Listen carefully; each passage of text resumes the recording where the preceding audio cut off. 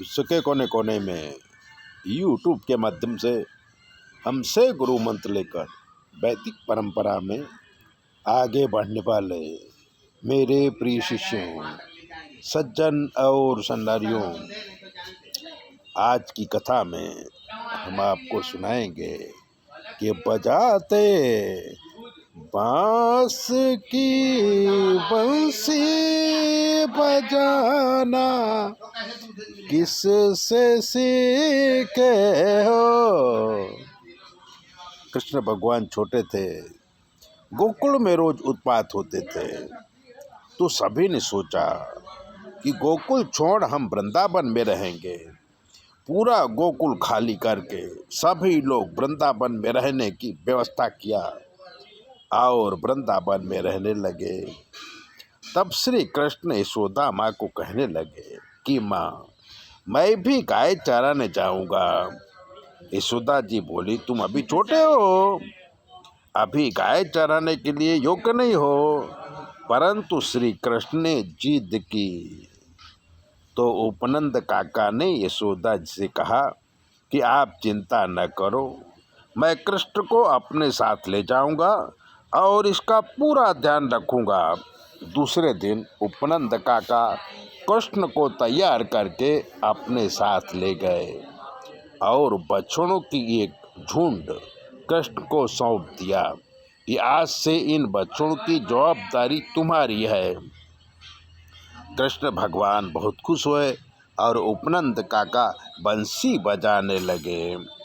उपनंद काका की बंसी सुनकर श्री कृष्ण ने कहा कि काका, मैं भी बंसी बजाऊंगा, आप अपनी बंसी मुझे दे दो।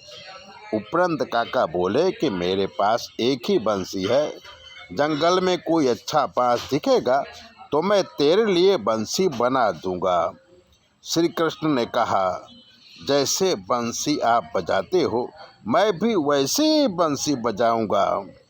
उपनंद काका ने कहा कि मैं 40 साल से बंसी बजाता हूँ, मेरी जैसी बंसी बजाने के लिए तुम्हें बहुत मेहनत करनी पड़ेगी।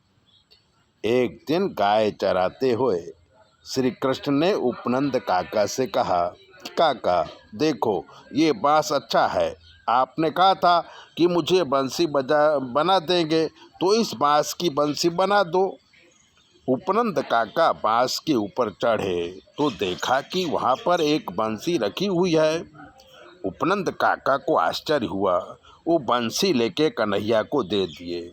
देवताओं ने बंसी बना के पहले ही बांस में रख दी थी ताकि जब कृष्ण भगवान आए तो बंसी बजाएं।